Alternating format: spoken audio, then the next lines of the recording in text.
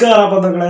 ಸೋಲು ಅಂತ್ಯವಲ್ಲ, ಅದು ಗೆಲುವಿನ ಮೆಟ್ಟಿಲು. ಸಾಮಾನ್ಯ ಪೇಪರ್ ಹಾಕುವ ಬಾಲಕ, ರಾಷ್ಟ್ರಪತಿ ಭವನದ ಹೊರಗಿನ ಪಯಣ ನಿಮಗಾಗಿ.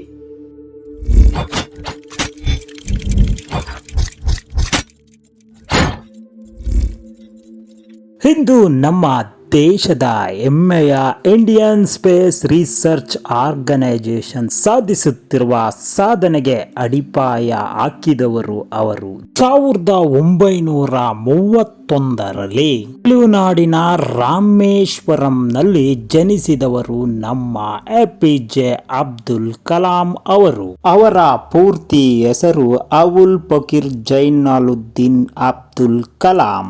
ಅವರ ತಂದೆ ಜೈನುಲಾಬ್ದೀನ್ ಮಾರ್ಕಾಯರ್, ಅವರ ತಾಯಿ ಆಶಿಯಮ್ಮ ಜೈನುಲಾಬ್ದೀನ್. ಅವರದು ಒಂದು ಬಡ ಕುಟುಂಬವಾಗಿತ್ತು. ಅವರಿಗೆ ಬಾಲ್ಯ ಅಷ್ಟು ಸುಲಭವಾಗಿರಲಿಲ್ಲ. ಮನೆಯ ಪರಿಸ್ಥಿತಿ ಎಂದರೆ ಬೆಳಗಿನ ಜಾವ 4 ಗಂಟೆಗೆ ಎದ್ದು ಮೈಲಿಗಟ್ಟಲೆ ನಡೆದು ಪೇಪರ್ ಹಂಚಿ ಆ ಬಂದ ಹಣದಿಂದ ತಮ್ಮ ಓದಿನ ಖರ್ಚನ್ನ ಭರಿಸಬೇಕಿತ್ತು. ಅವರು 5ನೇ ತರಗತಿಯಲ್ಲಿ ಓದುತ್ತಿರುವಾಗ ಶಿಕ್ಷಕರು ಹಕ್ಕಿಗಳು ಹೇಗೆ ಹಾರುತ್ತವೆ ಎಂದು ಪಾಠ ಮಾಡುತ್ತಿದ್ದರು. ಅದು ಬರೀ ಪಾಠವಾಗಿರಲಿಲ್ಲ, ಕಲಾಂ ಅವರ ಬದುಕಿನ ತಿರುವಾಗಿತ್ತು.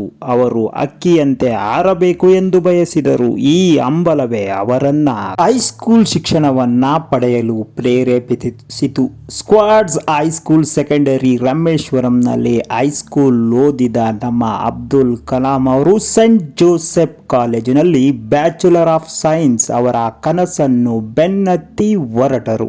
ಏರೋನಾಟಿಕ್ ಇಂಜಿನಿಯರಿಂಗ್ ಅನ್ನ ಮದ್ರಾಸ್ ಇನ್ಸ್ಟಿಟ್ಯೂಟ್ ಆಫ್ ಟೆಕ್ನಾಲಜಿ MITಯಲ್ಲಿ ಮುಗಿಸಿದರು. MIT ಸೇರೋದಕ್ಕೆ ಅಂದು 1000 ರು ಅವಶ್ಯಕತೆ. ಹಣವಿಲ್ಲದ ಸಂದರ್ಭದಲ್ಲಿ ಅವರ ಒಡವೆಗಳನ್ನ ಅಡವಿಟ್ಟು ಆ ಒಂದು ಫೀಸನ್ನ ಭರಿಸಿದ್ದರು. ತಮ್ಮ ಕುಟುಂಬದ ಕಷ್ಟ ಅವರನ್ನು ಉತ್ತಮವಾಗಿ ಓದುವಂತೆ, ಸಾಧನೆ ಮಾಡುವಂತೆ ಪ್ರೇರೇಪಣೆ ನೀಡಿದೆ. ಸ್ಕಾಲರ್ಶಿಪ್ ಸಹಾಯ ಪಡೆದು ಏರೋಶಿಪ್ ಇಂಜಿನಿಯರಿಂಗ್ ಮುಗಿಸುತ್ತಾರೆ. ಅವರ ಕನಸು ಪೈಲಟ್ ಆಗಬೇಕಂತ. ಏರೋಶಿಪ್ ಉದ್ಯೋಗದಲ್ಲಿ 8 ಸ್ಥಾನಗಳಿದ್ದು ಅವರಿಗೆ 9ನೇ ಸ್ಥಾನ ಬಂದಿದ್ದರಿಂದ ಸ್ವಲ್ಪದರಲ್ಲೇ ಪೈಲಟ್ ಆಗುವ ಅವಕಾಶ ಮಿಸ್ ಮಾಡಿಕೊಳ್ತಾರೆ.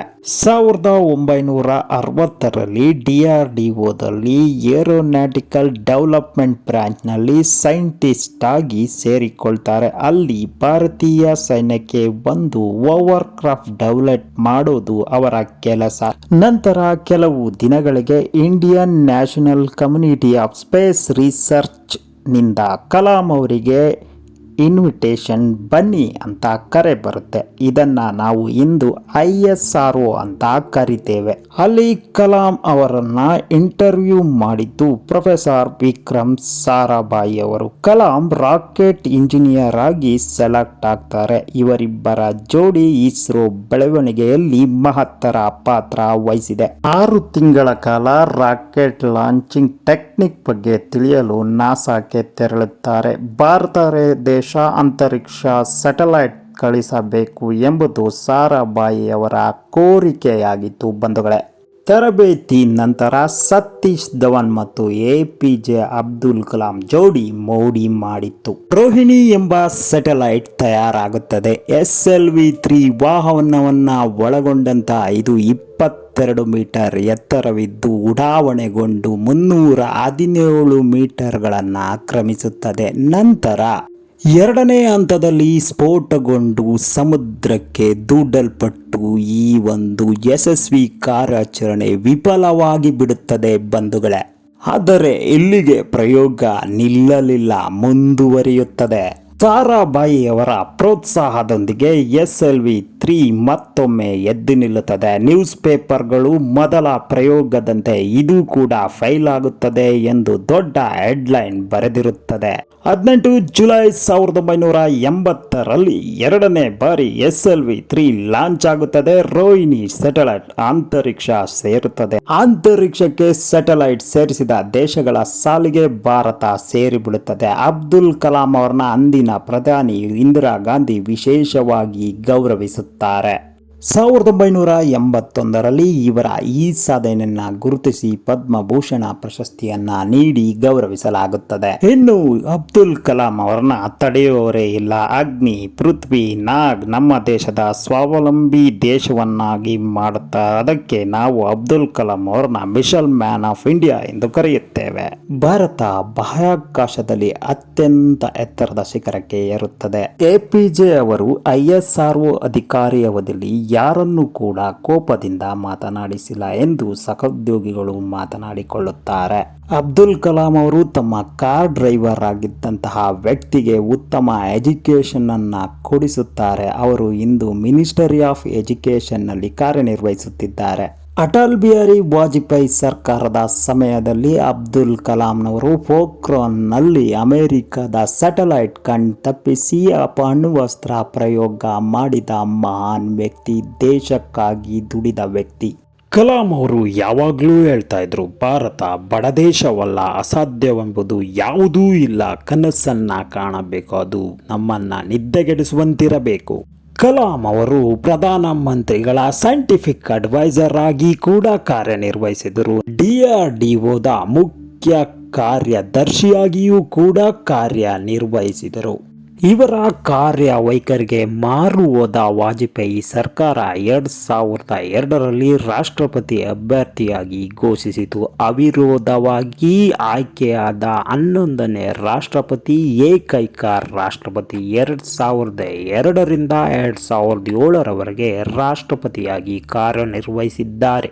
ಯಾವುದೇ ರಾಜಕೀಯ ಅನುಭವ ಇಲ್ಲದೆ ರಾಷ್ಟ್ರಪತಿಯಾದ ಮೊದಲ ವ್ಯಕ್ತಿ ಎಪಿಜೆ ಅವರು. ರಾಷ್ಟ್ರಪತಿಯಾದರೂ ಸಾಮಾನ್ಯ ಜೀವನ ನಡೆಸುತ್ತಿದ್ದರು. ರಾಷ್ಟ್ರಪತಿಗೆ ಕೊಟ್ಟ ಸೌಕರ್ಯಗಳನ್ನು ಬಿಟ್ಟು ಸಾಮಾನ್ಯರ ಜೊತೆ ಊಟವನ್ನು ಮಾಡುತ್ತಿದ್ದರು. ಕೆಲಸ ಮಾಡುವವರ ಜೊತೆ ಸೇರಿ ಊಟವನ್ನ ಮಾಡಿದ್ದಿದೆ.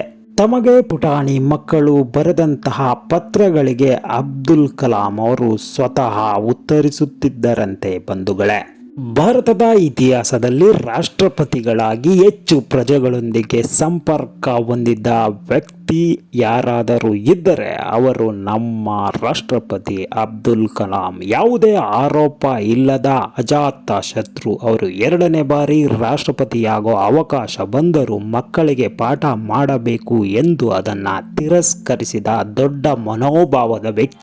ಅದಕ್ಕೆ ಇವರನ್ನ ಪೀಪಲ್ ಪ್ರೆಸಿಡೆಂಟ್ ಅಂತ ಕರೀತಾರೆ. ರಾಷ್ಟ್ರಪತಿ ಅವಧಿ ಮುಗಿದ ನಂತರ ತಮ್ಮ ಕೊನೆಯ ಉಸಿರು ಇರುವವೂ ಕೂಡ ದೇಶದಾದ್ಯಂತ ಶಾಲಾ ಕಾಲೇಜಿನ ಮಕ್ಕಳುಗಳಿಗೆ ತಮ್ಮ ಬೋಧನೆಯ ಮೂಲಕ ಅವಕಾಶ ನೀಡಿದ ಮಹಾನ್ ಮೇರು ವ್ಯಕ್ತಿತ್ವ ನಮ್ಮ ಅಬ್ದುಲ್ ಕಲಾಂ ಅವರದು.